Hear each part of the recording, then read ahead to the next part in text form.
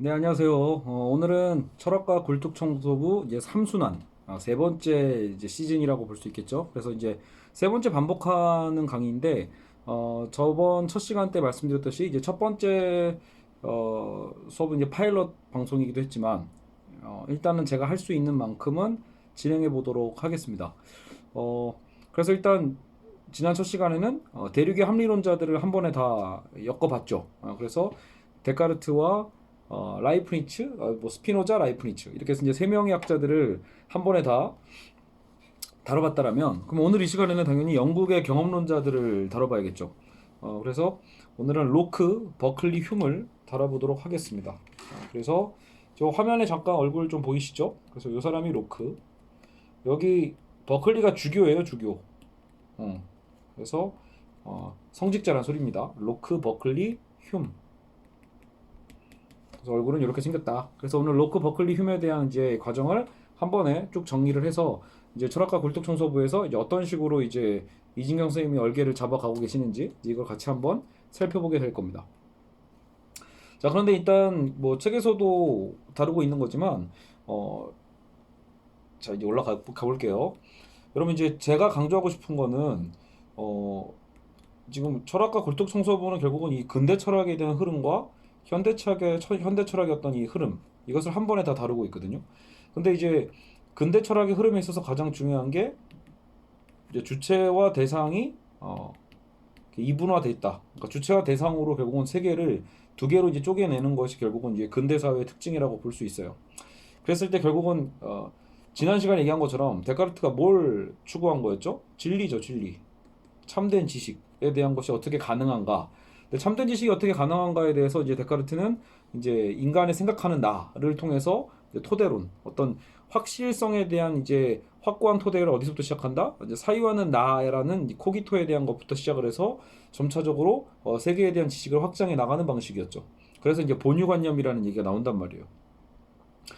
한편 이제 스피노자나 라이프니츠는 이제 전혀 다른 색채로서 이제 본인들의 주장을 하게 되는데, 그러다 보니까 나중에 이제 이 대륙의 합리론이라고 묶어버리고 영국의 경험론으로 묶다 보니까 사실 이제 많은 학생들은 많은 분들은 이제 그걸 헷갈리기 시작하는 거예요. 그러니까 원래 여러분 근대의 기획이라는 것 자체가 결국은 자, 중세는 누가 주체라고 했죠? 중세의 주체는 신이었단 말이에요. 그러니까 중세는 종교적인 어떤 신, 즉 신학이 철학보다도 훨씬 더 상위 개념에 있었고, 결국은 신의 영광을 위해서 인간의 모든 것들이 결국은 봉사하게 되는, 그래서 이제 철학은 신학의 신여다라고 불렸다라는 거예요. 그러니까 중세의 어떤 흐름에서 벗어났을 때 이 근대의 학자들이 추구했던 그 목적 의식 자체는 사실은 모두가 동일하다. 그게 결국 뭐죠? 인간 중심이라는 거 일단.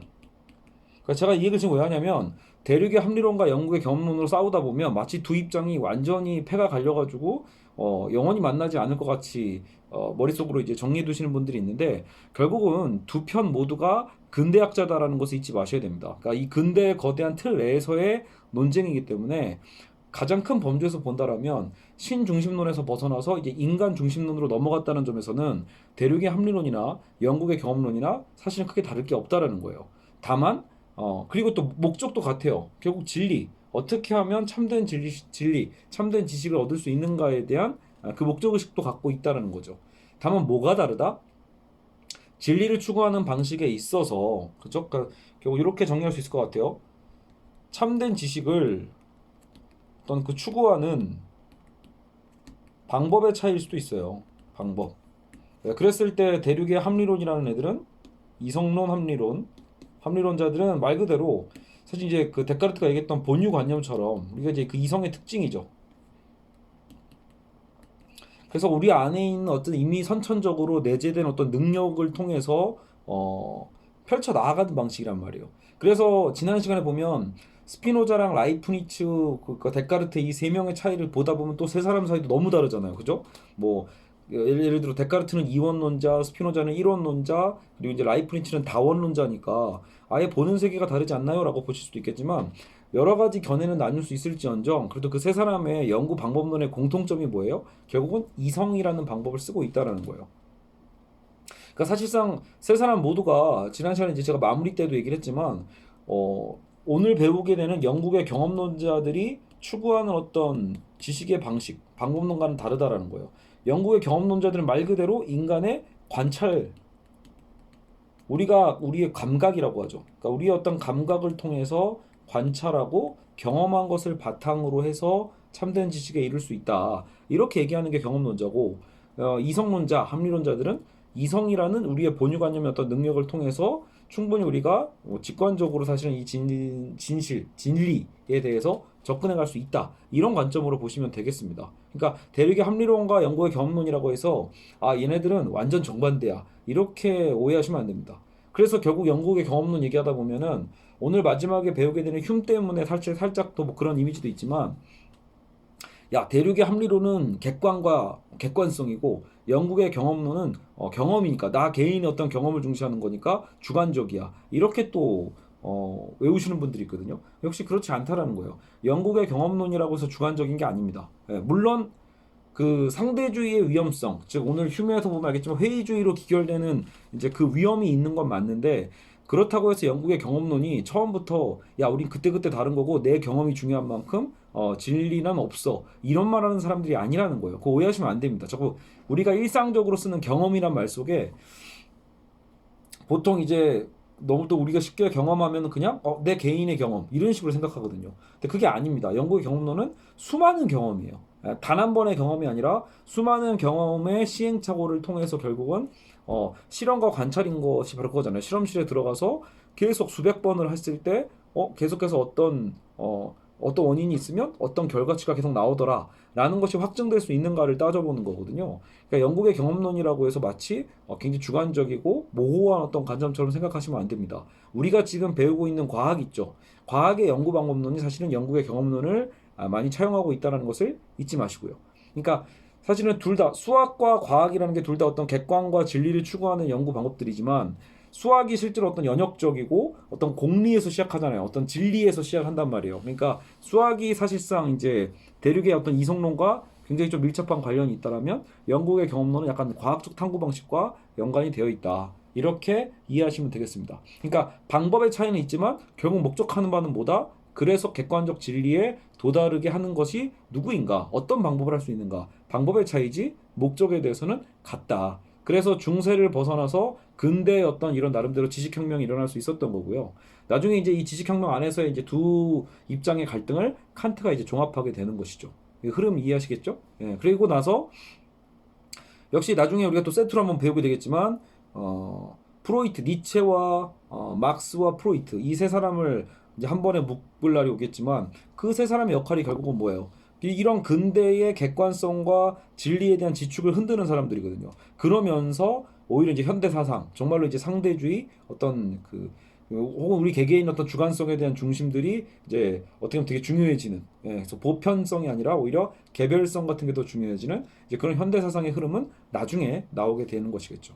아시겠죠? 물론 우리가 지난 시간에 본 것처럼 뭐 스피노자 안에 현대 철학적인 개념들도 많이 있는 건 사실이지만, 자, 그래서 오늘 본격적으로 수업을 시작해 보죠.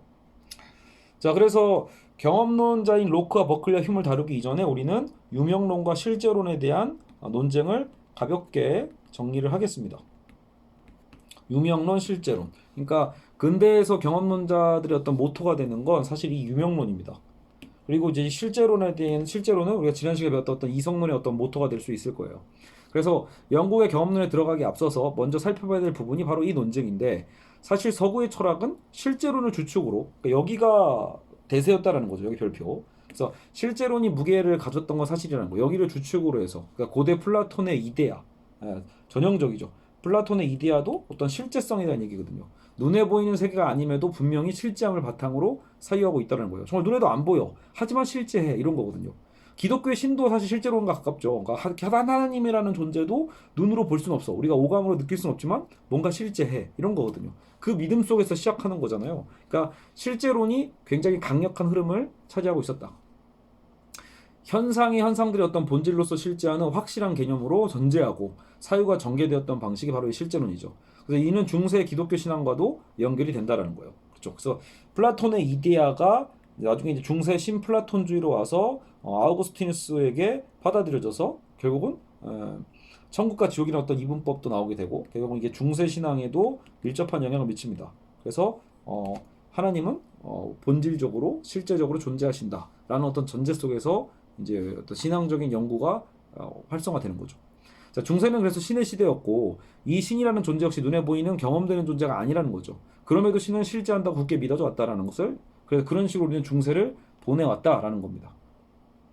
자, 이런 흐름에서 반박이 있었겠죠. 어떻게 이것만 주류가 있었겠어요. 그래서 유명론이라고 불리는 자들이 등장을 하게 되는데 말 그대로 오직 이름뿐이라는 소리예요. 오직 유자에다가 이름 명자를 써서 유명론. 그래서 오직 이름만 있다.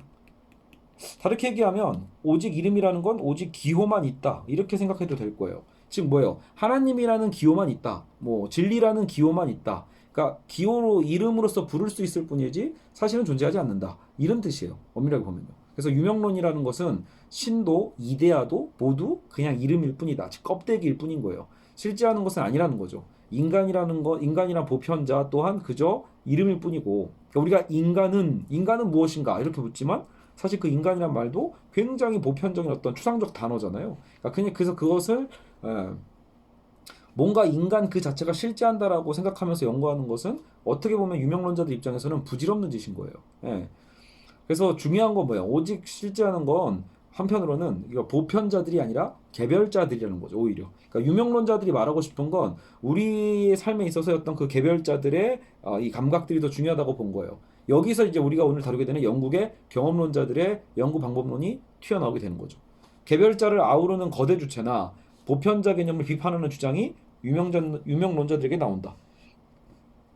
사실 이런 실제론적인 흐름이 결국은 이제 보편자에 대한 얘기가 나오거든요. 보편성 뭐 이런 얘기를 하는데 거기에 대한 것을 유명론은 이제 비판을 하는 거죠. 이러한 유명론이야말로 데카르트의 이성, 본유관념을 비판하는 영국의 경험론의 뿌리가 된다. 이렇게 얘기를 하고 있습니다. 자, 이 부분만, 이 흐름만 한번 이해해 두시면 되겠습니다. 그러니까 이게 이미 새삼스럽게 근대에서 처음 시작된 싸움은 아니다라는 말을 하고 싶은 거예요. 그러니까 이미 고대에서 중세로 흘러오면서 실제론이 대세를 흐르고 있었지만 거기에 대한 반박으로 유명론적인 싸움들이 있었다라고 보시면 되겠습니다. 자, 그래서 이제 경험론으로 들어가 보시죠. 자, 경험론. 그래서 경험론은 무엇인가? 경험론. 그래서 아까도 얘기했죠. 단순히 우리 주관의 경험만 얘기하려고 하는 게 아니라고요. 그래서 인식 주체의 경험이 어쨌든 지식의 연원이다. 그러니까 우리가 지금 참된 지식을 찾고 있는 게 근대잖아요. 그러니까 지식의 영원이란다. 연원. 그죠? 그래서 근원이 된다 이거죠. 진리의 근거다. 지식의 연원이자 결국은 진리 근거가 되는 게 뭐다? 결국은 경험이라는 방법이다. 이 뜻입니다. 그래서 경험론을 한마디로 정리하면 이와 같다. 즉 최소한 그러니까 지금 방금 얘기했던 게 이와 같다라는 거죠. 최소한 데카르트의 근대라는 시대적인 문제 설정만큼은 공유한다는 것을 기억하자라고 해서 제가 다시 한번 말씀을 드리고요. 그러니까 적어도 신에게서 독립한 인간 주체의 사상이라는 것은 공통분모가 있고요. 진리를 인간의 힘으로 추구해야 된다는 것도 그런 목적성도 같다. 자, 그러나 방법론이 다르다라고 아까 제가 누누이 말씀을 드렸죠. 그래서 본유관념은 어떤 타고나는 거라면 로크처럼 백지설, 아예 우리는 깨끗하게 그렇죠? 백지의 상태에서 우리는 사실상 이 세계에서 등장하는 거다. 이렇게 볼 수 있습니다. 자, 그래서 우리는 한 명씩 들어가 보겠습니다. 그래서 로크, 버클리, 휴m 요 순서대로 갑니다. 로크.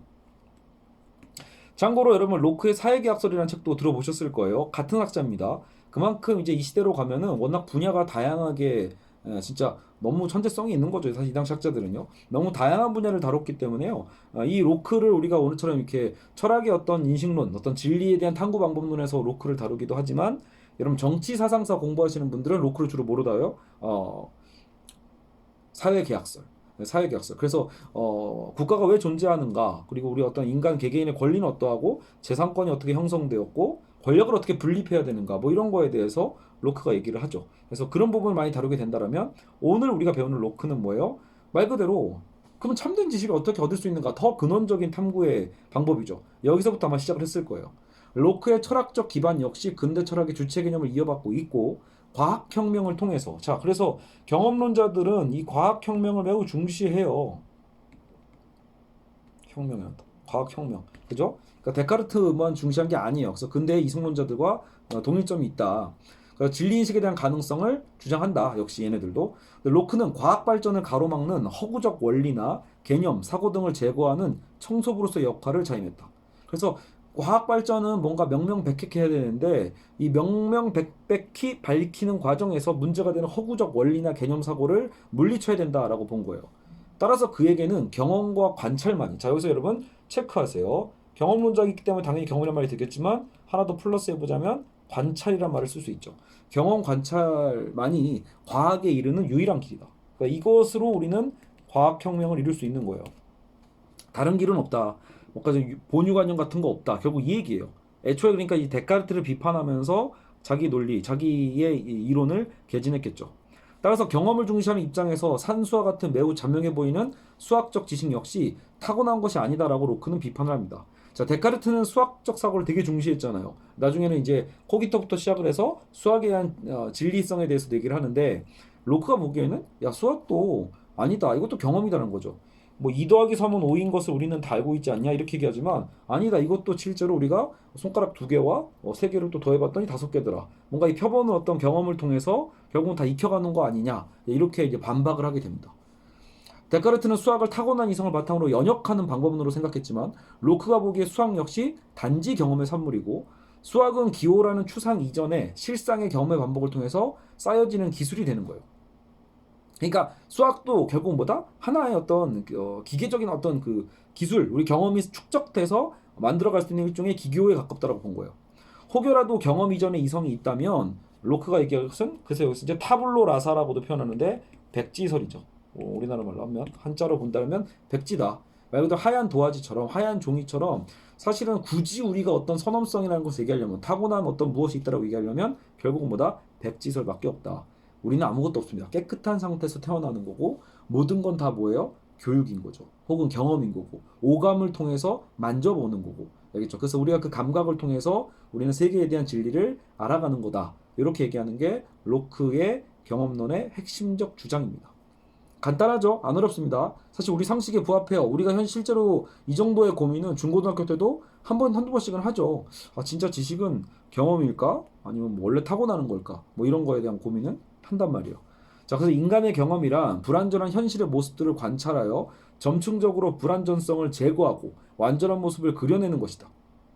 있죠. 그러니까 현실은 불완전해요. 근데 그런 것들을 우리가 관찰을 통해서 점증적으로 불완전성을 제거해 가는 거고 완전한 모습을 점점점 그려내는 거예요.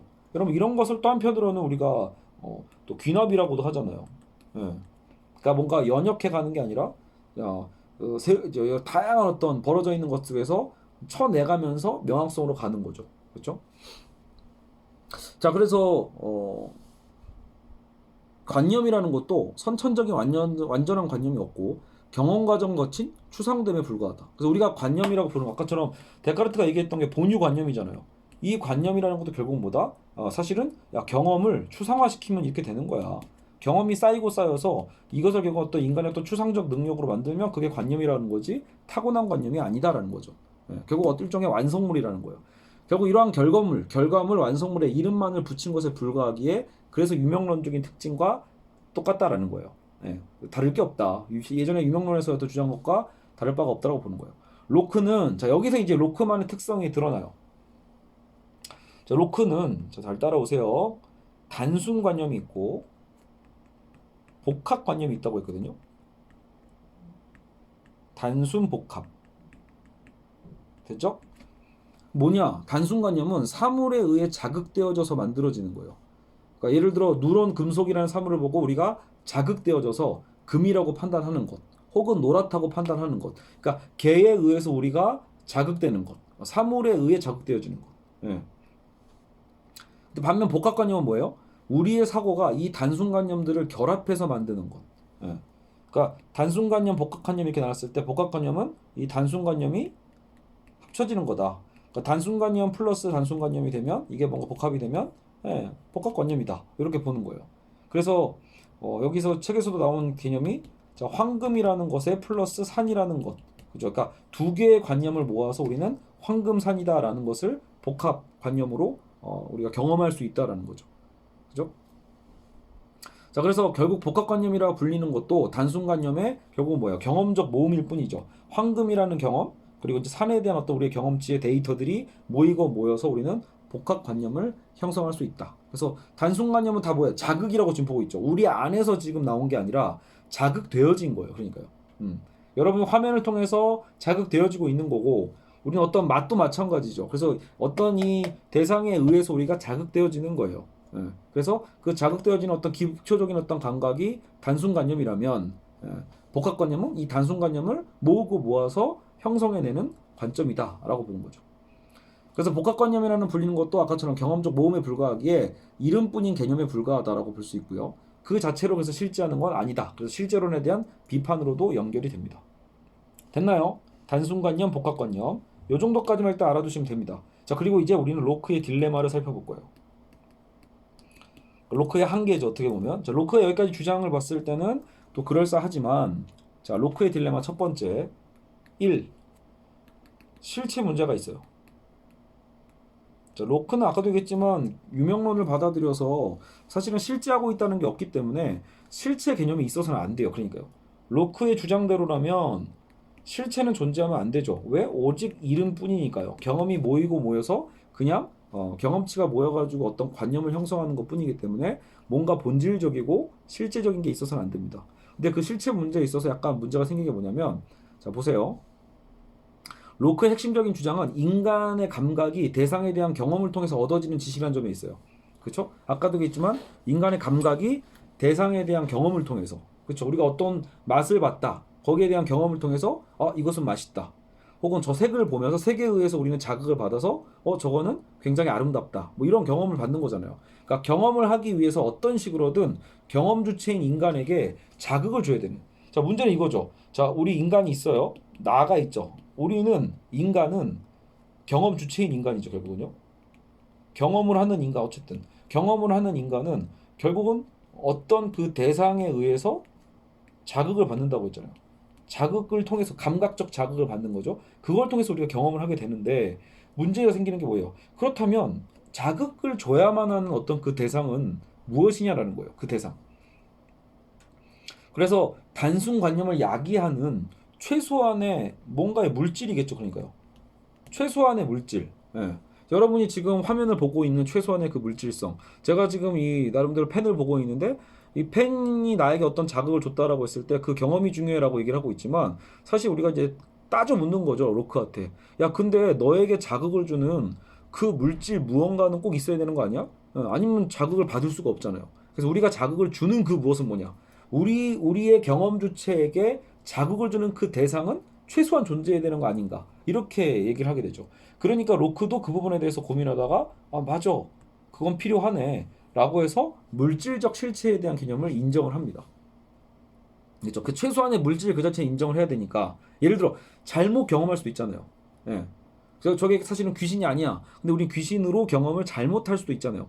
잘못된 경험이라 하더라도 나에게 어쨌든 그 착각과 환각을 일으킬 만한 어떤 그 대상은 있어야 되잖아요. 그래서 그것을 야기할 물질 자체는 필요하니까 물질적 실체는 존재한다라고 일단 이 하나를 인정을 합니다. 물질적 실체. 우리에게 감각을 최소한 일으켜야 되는 물질이라는 실체는 있어야 되는 거 아닌가? 물질. 다시 합시다. 자, 그래서 로크는 지금 원래 실체를 전제하면 안 되는데 전제를 안 할 수가 없는 거죠. 최소한의 물질적 실체는 있어야겠네. 이제 이런 얘기를 하게 돼요. 그래서 물질적 실체라는 것을 인정했다. 이 부분. 자, 그리고 이 물질적 실체가 우리 어떤 그 경험 주체의 감각을 자극해서 단순관념이 생기도록 한다라는 것. 그러니까 이 실체가 우리에게 그렇죠? 나에게 자극을 줘서 뭘 만든다? 단순관념을 만든다. 이거죠. 이 물질적 실체는 우리가 어떻게 경험하느든 이제 불변하는 것이라고 그래서 주장을 합니다. 결국은 우리가 어떻게 나는 잘못 경험할 수도 있겠지만 그래도 그 실체 자체는 그렇죠? 불변하는 거다라고 로크도 인정을 하죠. 자, 근데 이제 또 하나 다른 한편, 자, 우리가 태양을 보고 있어요. 태양을 보면 언제나 태양으로 인식할 수 있어야 되지 그때그때 다른 걸로 인식하면 안 되죠.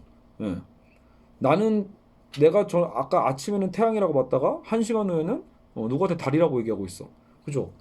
자, 지금 내가 태양을 보고 있다라고 경험을 하고 있는데 이거 좀 있다 보니까 달이야. 좀 있다 보니까 별이야. 이런 식으로 내가 얘기하면 되나요? 그러면 그것은 어떤 혼란을 주겠어요? 지식의 모든 혼란을 주겠죠. 그러니까 그때그때마다 다른 인식과 결과를 내게 되면 어떠한 지식 자체가 불가능해지는 거죠. 즉 인식의 불변적 주체를 상정할 수밖에 없다는 거예요. 자, 그래서 1시간 전에나 30분 후에나 또 1시간 후에나가 인식하는 어떤 그 대상은 아까 물질적 실체가 똑같잖아요. 그러니까 자, A라는 물질적 실체를 보고 있는데 자, A라는 물질적 실체를 보고 있는데 내가 그것을 1시간 전에는 태양이라고 했다가 지금은 달이라고 했다가 1시간 후에는 별이라고 할 거야. 이게 이상하잖아요. 말이 안 되죠. 그러니까 대사 실질적 실체, 물질적 실체만 있어서는 안 되고 결국 그것을 판단하는 나의 불변적인 어떤 주체성이 필요한 거예요. 그러니까 내가 변하면 안 돼. 이를 놓고는 또 하나의 실체라고 하는데 바로 그것이 정신적 실체다. 그래서 로크는 정신적 실체도 결국 필요하다고 인정을 하는 거예요. 이 정신 자체가 동일한 실체로 존재하지 않게 되면 아무리 경험적 자극을 물질적 실체를 통해서 받아도 확실한 지식을 도출해낼 수가 없죠. 주체가 불분명한데. 그렇죠? 그래서 결국은 정신적 실체에 대한 것을 인정할 수밖에 없다라는 거죠. 일종의 자구책으로서. 자, 그래서 결국 로크는 아이러니하게도 자, 물질이라는 실체와 정신이라는 실체를 인정하게 된 셈이에요. 자, 물질 플러스 정신이라는 실체다. 어디서 많이 들어본 거죠? 데카르트가 했던 얘기죠. 데카르트가 뭐라고 했죠? 레스 코기탄스. 그래서 사유하는, 생각하는 주체가 있고, 그죠? 실체성에 있어서 또 하나의 실체가 뭐죠? 레스 서브스텐시아. 그래서 점유하는 거였죠. 그래서 연장, 공간을 차지하고 있는 것은 실제한다라고 얘기했단 말이에요. 그러니까 사실상 데카르트의 아까도 얘기했지만 사유하는 것, 사유라는 실체와 공간의 어떤 것을 점유한다라고 해서 연장이라는 어떤 그 실체성과 사실상 동일하다는 얘기예요. 그러면 로크 스스로가 본인의 딜레마에 빠지게 되는 거죠. 실체는 있어서는 안 된다? 왜? 그것은 경험의 복합적 관념에 불과하니까 이런 거거든요. 자극받은 인간의 경험을 통한 경험의 축적이 곧 관념이다라고 얘기했는데 정작 실체가 이렇게 인정할 수밖에 없게 된다라는 거예요. 아시겠죠? 그래서 데카르트의 비판에서 시작한 자신이 아이러니하게 데카르트의 주장으로 회귀하는 문제가 생긴다라는 거예요. 실체 같은 보편 개념은 오직 이름뿐이라는 유명론에서 시작해서 실체가 없어서는 또 안 된다고 얘기하는. 자, 실체 같은 보편 개념이 있어서는 안 돼라고 유명론적 주장을 하다가 정작 본인도 근데 이 물질적 실체와 정신적 실체는 있을 수밖에 없네라고 얘기함으로써 오히려 분명히 유명론적인 주장을 해놓고 자신의 그 주장을 확고히 하려다 보니까 반유명론에 빠지는 딜레마에 빠지는 거예요. 유명론인데 반유명론이야. 모순이죠. 딜레마란 말이에요. 자, 그리고 두 번째 문제가 또 있어요. 둘째, 그리고 진리 문제. 자, 실체 문제에서 물질과 정신의 문제가 있었다면, 자, 진리 문제에서는 로크가 또 제1성질과 제2성질에 대한 얘기를 하거든요. 제1성질, 제2성질. 그러면 그건 뭐냐? 제1성질은 주체에 따라서 다르게 경험하는 성질을 그는 제2성질이라고 해요. 주체에 따라 달라질 수 있는 성질이죠. 그러니까 그래서 주체에 상관없는 성질, 즉 모든 사람이 동일하게 느끼는 성질이 제1성질이다. 자, 지금 주어를 보시면 알겠지만 이거는 주체에 따라 달라지는 그 성질이죠. 예. 달라질 수 있는, 그죠? 근데 제1성질이라는 건 모든 사람이 똑같이 인식해야만 하는 그런 성질이에요. 그게 제1성질이다. 왜 굳이 이걸 나눴을까? 그죠? 자, 제2성질은 우리의 경험 안에 있거든요. 자, 우리가 지금 경험론자잖아요. 그러니까 문제는 그거예요. 여러분, 우리의 경험이 어때요? 항상 명확하지가 않죠. 불완전하단 말이에요. 그러니까 인간의 그 불완전한 경험에 대해서 로크가 무언가 설명을 해야 되기 때문에 결국은 제2성질이라고 일단은 겉핥기식으로 얘기를 해놓은 거예요. 인간의 그 제2성질에 따라서 그 제2성질을 우리가 인간이 그러니까 주체에 따라서 다르게 볼 수 있는데 그럼에도 불구하고 제1성질은 물체 자체에 속하는 성질이기 때문에 그러니까 자 보세요. 물체가 있어요. A라는 물체가 있는데 A라는 물체 안에 가장 변할 수 없는 모든 사람이 다 느낄 수밖에 경험할 수밖에 없는 게 바로 제1성질이라는 성질이 있고 모든 물질에는요. 근데 그 겉에서 인간들이 오해할 수 있는 개별적으로 오해할 수 있는 제2성질이 따로 있다라는 거예요. 그래서 제2성질과 제1성질을 구분하고 있는 거죠. 그래서 현실적으로 자기 주관에 따라서 다르게 경험하게 만드는 대상이 있는가 하면 그쵸? 우리는 그런 걸 실제로 경험하잖아요. 근데 어느 누구에게도 절대적으로 똑같이 인식되어지는 대상이 있다라는 거예요. 그래서 예를 들어 방의 온도라는 성질을 보세요. 방의 온도. 지금 덥냐 춥냐. 요즘 에어컨 틀잖아요. 누구는 춥지만 또 누구는 더워해요. 이런 거 어때요? 굉장히 주관적이죠. 개개인에 따라서 다르게 느껴질 수 있는 것. 그런 게 제2성질인 거예요. 그러나 태양이 하나라는 사실 자체. 야, 오늘 왜 이렇게 더워? 태양이 두 개인가? 태양이 세 개가 됐나? 이런 말 안 하죠. 그러니까 모두가 보편적으로 인정할 수밖에 없는 그 성질은 제1성질. 알겠죠? 그러니까 제1성질과 제2성질 차이 아시겠죠? 그래서 내 주관마다 다르게 느낄 수밖에 없는 그런 성질은 제2성질이라면, 그렇죠? 그러니까 태양에 우리에게 뭔가 영향을 주잖아요, 온도가. 근데 거기에 대해서 누구는 아우 따뜻하다, 어우 덥다, 어우 시원하다 이렇게 다르게 느낄 수 있는 차이가 있단 말이에요. 개인의 또 차이가 또 있기 때문에 그러니까 그런 것들을 제2성질이라고 한다면 제1성질은 모두가 동의할 수밖에 없는 거. 태양은 하나다. 뭐 이런 거죠. 자, 이렇게 얘기함으로써 이걸 두 개를 구분하는 거죠. 그래서 예를 방연을 했고 그래서 이러한 주체에 따라서 다르게 경험하는 성질을 제2성질이라고 하고 주체에 상관없이 모든 사람에게 동일하게 느껴진 성질을 제2성질이라고 했다는 거. 결국 제2성질은 인간의 경험 안에 있지만 결국 이건 거예요. 자연스럽게 제2성질이 이 물질적 대상 안에 내포되어 있는 거냐라고 했을 때 그때그때 다른 거기 때문에 사실은 요거는 왠지 인간, 나의 주관, 결국은 나, 경험 주체, 인간의 어떤 그 범주 안에 아무래도 걸려 있는 거예요. 제2성질은. 근데 제1성질은 말 그대로 우리 인간의 어떤 그 경험 바깥에서 뭔가 인정 안 할 수가 없는 이런 거죠.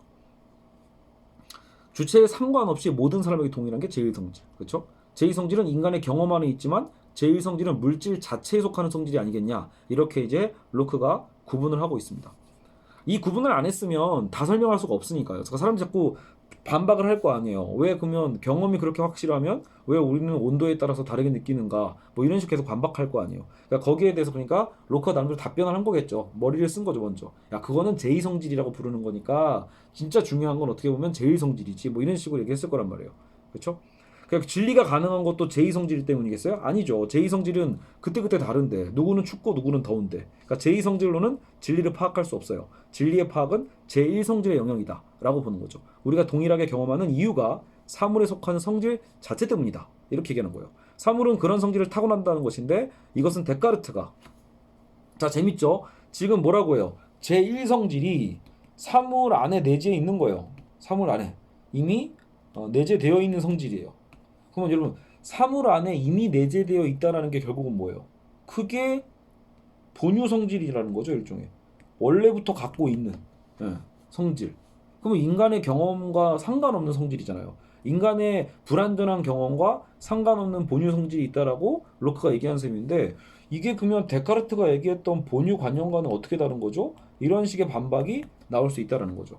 이렇게 타고난 성질을 도출해내면 결과적으로 타고난 이성과 무엇이 다르냐라는 거예요. 그렇죠?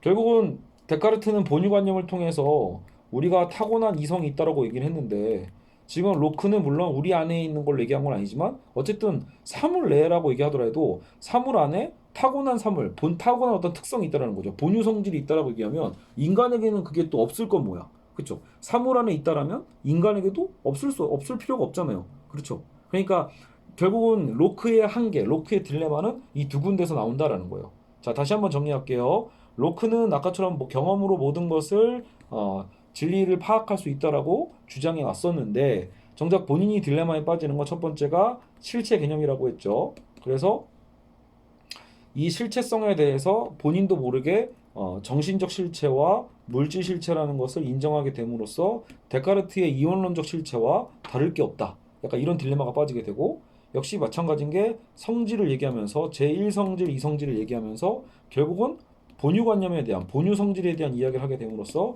데카르트의 결국은 이원론가, 그죠? 이원적 실체론가, 그죠? 그리고 본유관념과 다를 게 뭐 있냐? 자, 이런 문제에 빠져요. 그렇죠? 이러면 자가당착이라고 볼 수 있단 말이에요. 자, 그래서 로크는 좋은 의미 있는 주장으로 경험론에 대한 것을 일단은 첫 번째 기수로서 얘기는 했지만 한계는 명확하게 드러났다. 알겠죠? 자, 그리고 나서 우리는 버클리를 이제 보죠. 자, 계속 흐름을 이어가셔야 됩니다. 결국은 어떤 차이가 있는지 봐야 되니까. 자, 버클리는 일단은 로크를 그래서 비판하면서 생산적 비판을 한 거죠. 같은 경험론자지만 야, 로크가 너무 나약했다 이렇게 보는 거예요. 그래서 자, 우리가 지금 실체 개념 비판과 제1성질 비판을 했잖아요. 요걸 그대로 이어받읍시다. 버클리가 이어받아서 저 화면 좀 줄일까요? 보이나요? 제1성질 버클리는 일단 첫 번째 실체 개념 비판 1번 그대로 끌고 들어옵니다. 들어와서 실체 개념에 있어서 야 로크가 물러 터졌다. 그런 걸 양보하니 뭐 이런 거거든요. 실체 개념 비판. 그래서 로크는 모든 복합관념은 오성이 결합한 것이고 명목적인 것일 뿐이라고 하면서도 실체만은 예외로 한다라고 했잖아요. 근데 버클리는 이런 예외 조항을 인정하지 않았다는 거예요. 물질적 실체 자체를 지워버린다. 자, 아까 실체론이 뭐였죠?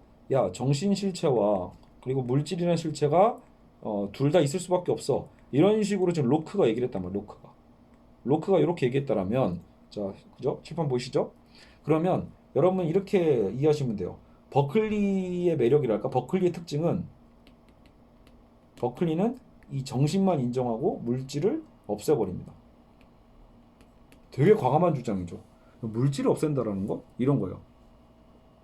그러니까 물질적인 실체 자체를 결국 지워버림으로써 철저한 개인의 어떤 경험, 진짜 진정한 경험론자가 되는 셈이죠. 경험에 있어서 물질적 실체에 대한 것을 꼭 있어야 되는가라고 봤을 때 그것이 중요한 게 아니라는 거예요. 버클리가 보기에는 지금 경험하는 내가 중요하다라고 보는 거거든요. 지각되는 경험만을 통해서 자, 여기서 중요한 말이 나오죠.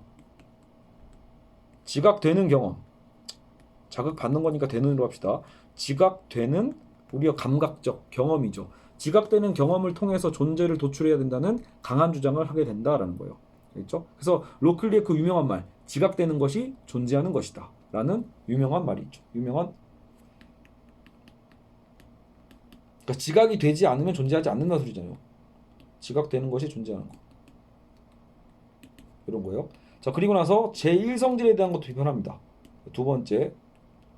자, 그래서 나름 꼼꼼하죠. 로크가 빠졌던 딜레마를 그래도 나름대로 조목조목 해결하고 있는 거예요.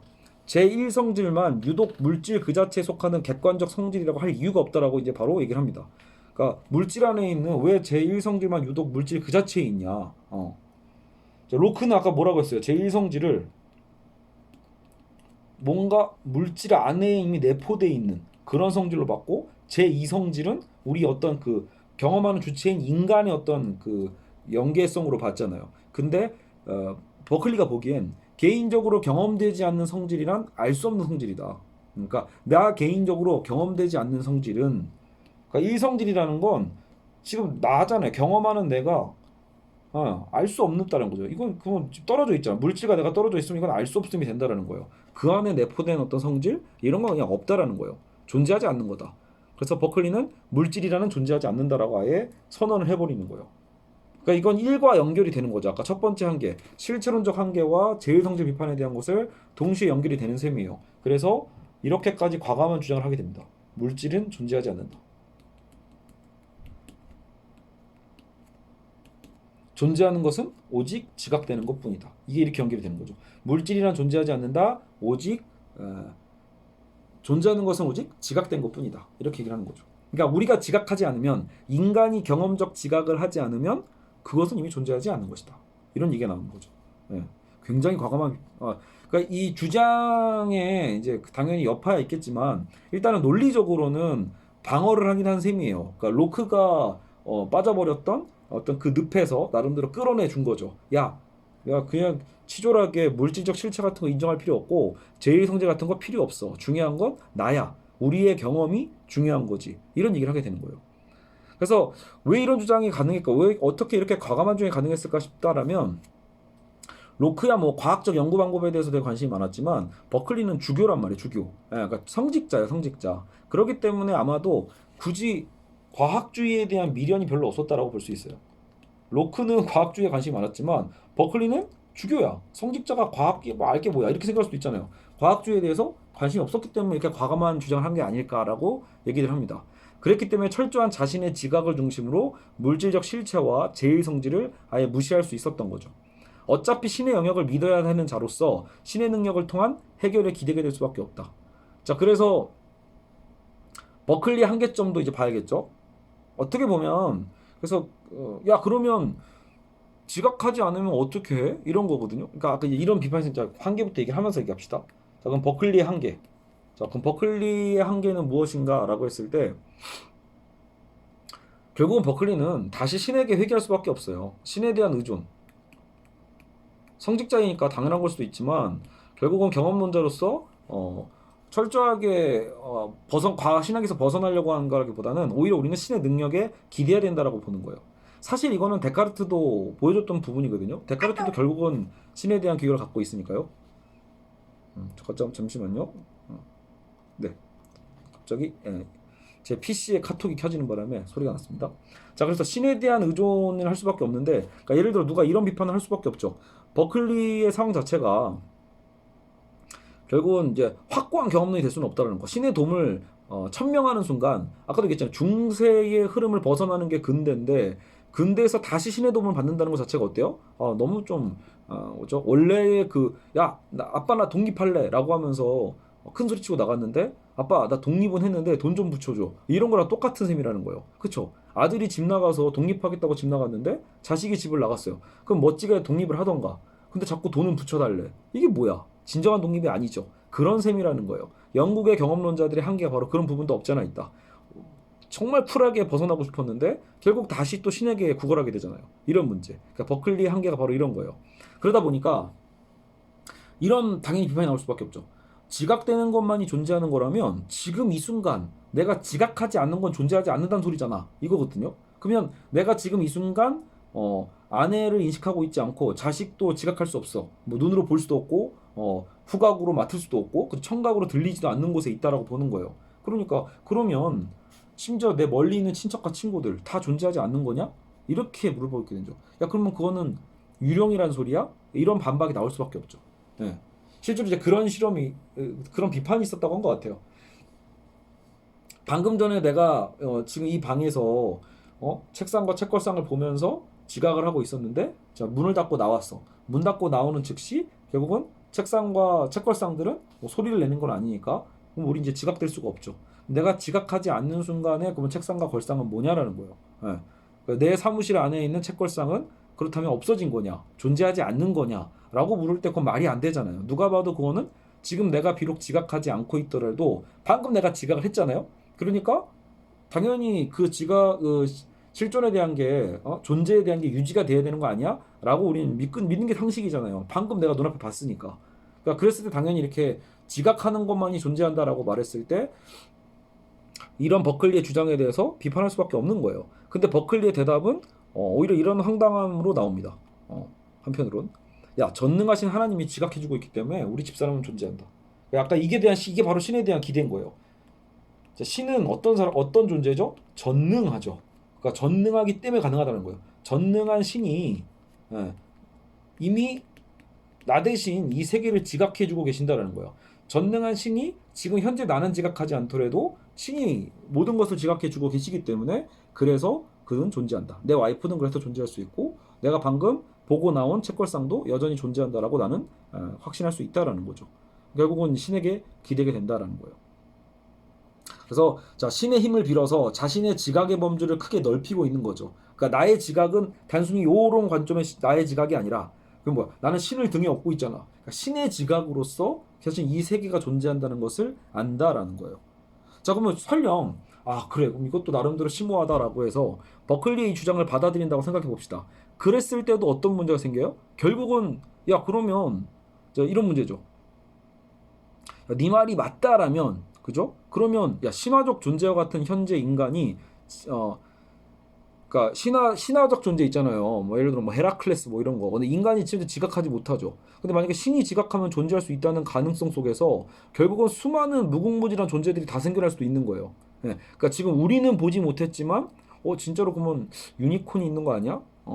혹은 옛날 신화에서 나왔던 고대 신화에 나왔던 그런 그죠? 켄타로우스 이런 거 있잖아요. 좀 말의 어떤 몸체에 사람의 어떤 또 상체 뭐 이런 게 섞여 있는, 그러니까 그런 신화 속에서 나왔던 존재들도 지금 우리가 주각은 못하지만 전능한 신이 지각한다는 말만 갖다 붙이면 결국은 우리가 상상하는 모든 게 다 존재할 수 있다라는 식으로 얘기할 수 있는 거 아니냐라는 반박이 있게 되겠죠.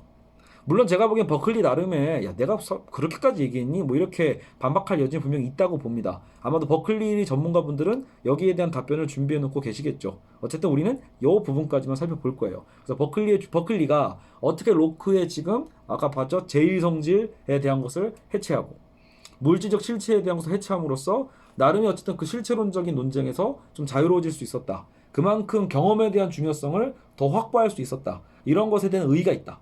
다만 신에게 기댐으로써 결국은 너무 과감한 주장이 됐다라는 한계가 있다는 거죠.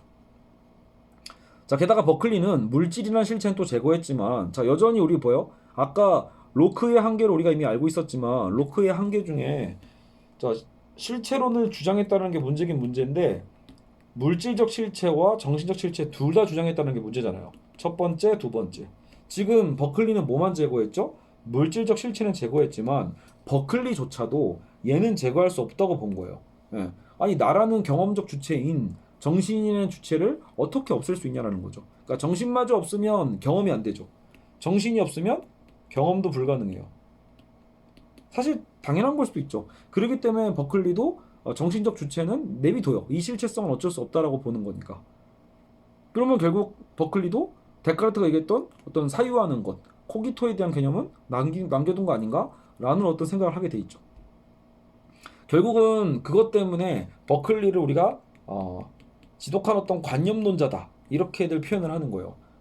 나 개인의 어떤 정신만이 존재하고 그걸로 내가 지각하면 존재하는 거기 때문에 사실상 실제 물질은 존재하냐 존재하지 않냐는 엄밀히 보면 중요한 게 아니죠. 실체성은 결국 어디서 드러난다? 내가 지각하느냐 안 하냐 나의 경험에 중요한 거. 내 정신의 경험에 달려있기 때문에 지독한 관념론에 빠지게 된다. 이런 비판이 나오게 됩니다. 알겠죠? 자, 결국은 이런 부분에서 로크도 버클리도 벗어날 수 없었던 건 바로 이 정신적 실체 개념이에요. 이 정신적 실체를 어떻게 해야 되는가라는 문제가 생기는 거죠. 알겠죠? 자, 그래서 개별적 존재만을 주장해야 될 유명론의 입장에서 개별 존재를 지우고 지각이라는 관념에만 의존하게 된다는 또 다른 딜레마에 빠지게 된다. 그죠? 자, 이제 우리는 마지막 주자로 왔습니다. 딱 벌써 46분이네요. 1시간 10분 내로 마무리하도록 노력하겠습니다. 자, 근대 철학의 극한.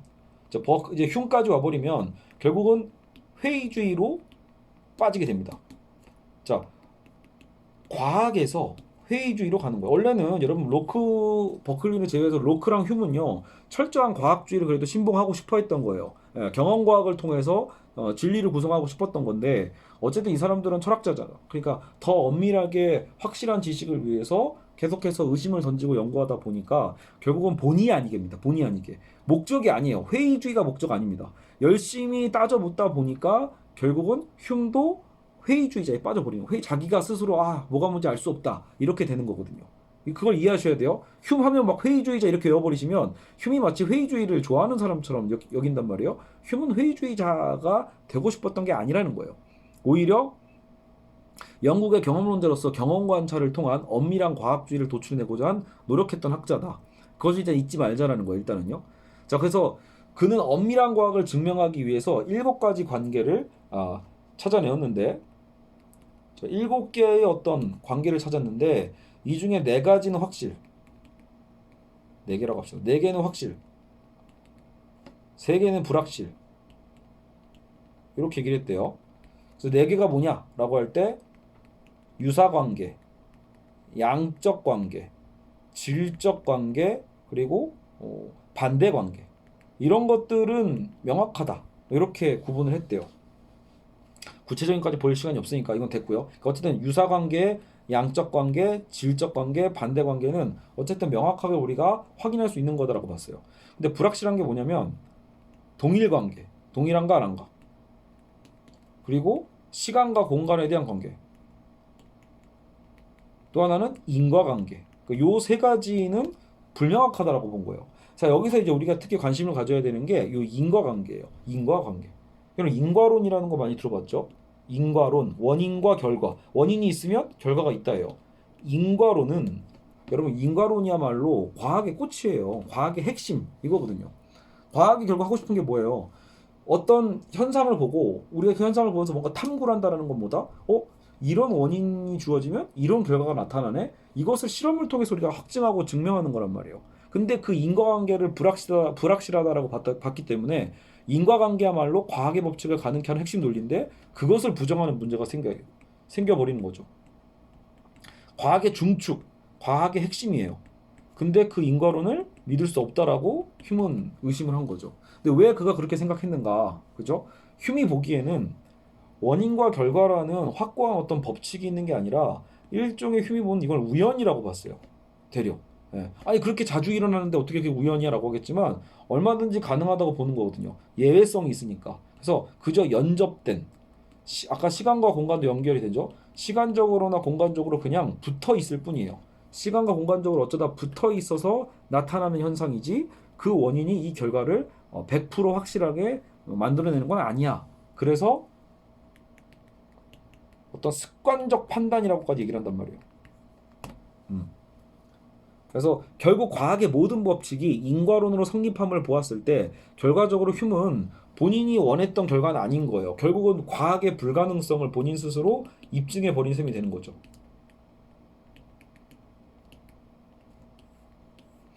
원래 여러분 이런 경험 관찰의 한계가 뭐냐면 예외 상황이거든요. 까마귀는 까맣다라고 얘기했을 때 그게 정말로 진리인가라고 했을 때 귀납법에 의하면 경험 관찰에 의하면 그럼 까마귀를 다 일일이 조사해 봐야 되거든요. 근데 과연 우리가 인류에 있는 모든 까마귀를 조사할 수 있는가? 불가능하죠, 결국은요.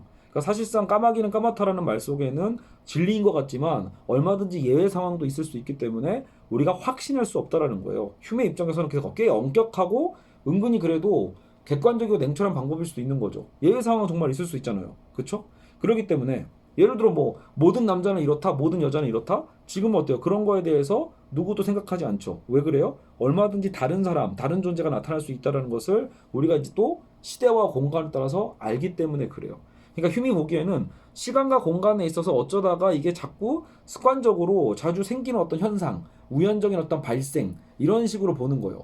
물론 이런 원인과 결과에 대한 밀접성, 상관관계라고 하죠. 이런 거에 대해서는 당연히 관찰 가능하겠지만 이 원인이 이 결과를 필연적으로 만들어낸다라고 하기에는 한계가 있다라는 거예요. 그래서 불확실하다라고 표현하는 것으로써 사실은 과학의 진리성을 얘기하려다가 정작 본의 아니게 치밀하게 이렇게 따져 묻다 보니까 과학의 한계, 과학의 불가능성을 본인이 얘기하게 된다라는 겁니다. 자, 그리고 진짜 휴메 매력적인 주장 중에 하나가 바로 이겁니다. 주체 해체. 물론 당연히 경험론자들이 주체를 해체하고 싶어 한 게 아니죠. 인간 주체를 통해서 결국은 자연과학에 대한 어떤 지식, 참된 지식을 알고 싶어 했기 때문에 주체를 해체하는 게 당연히 이들의 목적이 아니에요. 하지만 자, 아까 다시 한번 봅시다. 로크의 정신과 물질 기억나시죠? 로크가 경험론자지만 본의 아니게 정신과 물질이라는 두 가지 실체를 인정할 수밖에 없었죠. 그 상황에서 버클리가 물질은 지웠죠. 물질을 지우고 정신만큼 어떻게 지울 수가 없네? 이게 버클리의 한계였어요. 자, 근데 휴문 여기를 한 단계 더 나아갑니다. 휴미 보기에는 이 정신적 실체도 우리는 해체해야 된다라고 본 거예요. 어떻게 해체를 시킬까? 그죠? 우리 신기하죠. 정신을 어떻게 해체시키자라고 했는데, 자, 휴문, 자, 내가 사물을 봐요. 내가 사물을 본다, 인식한다, 지각한다라고 했을 때 사물을 보고 생긴 것을 우리는 이걸 임프레션이라고 하죠. 어떤 인상을 받아요. 근데 그 인상의 기억이나 결합으로 만들어진 게 관념이에요. 그래서 인상을 다 더하는 거죠. 우리의 인상이 많이 계속해서 반복되다 보면 여러분도 저 사람 참 인상적이다라고 하는 표현도 하겠지만 여러분도 저를 보고 어떤 인상을 받잖아요. 처음 보신 분이 또 다를 거고 두세 번 보신 분도 다를 거예요. 그러니까 그런 인상들이 쌓이고 쌓여서 결국은 인상 1, 인상 2 이렇게 쭉쭉쭉 다 더하면 그게 관념이란 말이에요. 관념. 그러니까 이렇게 이제 정의를 한 거예요. 휴미 보기에는요. 사물을 보고 생긴 게 인상이고 그 인상의 기억과 결합이에요. 기억과 결합을 통해서 만들어진 게 관념이에요. 인간의 그 모든 경험은 이러한 인상과 인상이 모인 관념이죠. 관념 안에 이미 인상이 들어있죠. 그러니까 이런 인상과 관념이 모여 있는 게 결국은 경험인 거죠. 우리의 인간의 모든 경험은 인상과 관념의 축적과 변화를 통해서 지식이 쌓여가는 거다. 그러니까 우리의 지식이라는 건 인상과 관념의 결합체란 말이에요. 그렇다면 지금 생각하고 있는 나라는 것도 결국 뭐예요? 본유관념이 아니라 데카르트는 지금 생각하는 나를 본유관념이라고 했죠. 근데 휴미 보기에는 생각하는 나, 정신적 주체 이런 거 결국 뭐예요? 휴미 보기에는 이것도 결국은 뭐예요? 경험 축적이다. 경험에 대한 축적이고 관념과 인상의 다발이다. 자, 아까 인상과 관념이 지식이라고 했잖아요. 그러니까 관념과 인상의 다발. 뭐가요? 지금 정신적 실체가. 꽃다발 할 때 그 다발이에요. 그러니까 인상이 모이고 모이면 관념이고 그 관념이 또 계속해서 축적이 되면 그것이 하나의 거대 다발을 이루겠죠. 그 거대 다발이 나라는 주체, 정신적 주체로서 역할을 하는 거예요. 여러분 생각해보면 이것도 나름 일리가 있을 수도 있어요. 우리가 지금 나라는 정신적 실체에 대해서 그만큼 확고하게 확신할 수 있는가라고 했을 때 사실 우리도 어때요? 매번 다르잖아요. 다른 경험과 다른 인상과 그 인상에 대한 관념을 형성해 가면서 10년 전에나 20년 전에나 앞으로 10년 후에나 동일할 것인가? 같은 정신적 실체인가라고 봤을 때 아닐 수 있죠. 정말 수많은 경험을 통해서 관념의 인상과 관념의 다발을 통해서 우리의 정신적 실체가 사실상 뭐예요? 실체가 아닐 수 있다는 것. 그냥 경험과 축적에 불과할 수 있다는 거예요. 그래서 다발이다. 관념과 인상의 다발로 결국 정신적 실체마저도 해체하게 됩니다. 자, 그래서 물질만 해체한 게 아니라 이제 정신까지 해체할 수 있게 된 게 바로 이제 휴메의 역할인 거예요. 되게 아이러니한 거죠. 사실은 데카르트가 얘기했던 실체론에 기대기 싫었기 때문에 철저한 경험을 통해서 모든 걸 설명하려고 했던 게 영국의 경험론자들의 노력이에요. 하지만 휴메 경험론까지 와버렸을 때 결국 우리는 이런 한계가 생기죠. 야, 그런 실체에서 자유로워진다는 것은 결국은 주체 자체가 사라지는 거 아닐까? 그죠? 정신적 실체도 없고 물질 실체도 없다는 가능성에서 과연 그러면 인간의 정신이라는 거를 그저 과거의 인상과 관념의 다발덩어리에 불과하다라고 얘기하면 동일한 나가 없어지잖아요. 나 자체가. 그렇죠. 나라는 존재 자체가 결과적으로는 관념과 인상의 다발일 뿐이니까 해체가 된다는 거죠. 자, 결국 휴문, 나, 주체, 자아, 정신으로 분리된 것 자체를 해체시켜버리는 지점에 다다르며 이는 근대 철학의 출발점 자체를 해체한 게 됩니다. 자, 우리가 처음 시작할 때 얘기했잖아요. 근대 철학은 뭐예요? 중세의 핵심이었던 신중심의 사유에서 인간 중심의 사유로 넘어오는 게 근대 사상의 핵심이고 근대 철학이란 말이에요. 그러니까 그 근대 철학에 있어서 결국은 뭐예요? 나, 주체, 요게 없어진다라는 것. 자, 우리가 지금 신에게서 인간으로 넘어오는 게 근대 사상이에요. 근대 철학은 이렇게 생겨나는 거죠. 그죠? 중세에서 우리는 근대로 넘어가는 그 어귀에서 인간이란 주체, 나라는 주체, 정신이라는 주체 이런 게 중요했던 거거든요. 예. 그래서 우리가 주체 철학이라고 부르는 거고. 근데 이것을 그냥 관념의 다발이야라고 얘기함으로써 사실상 근대 철학의 주체의 자리가 사라져버리는 문제가 생겨요. 일종의 딜레마죠.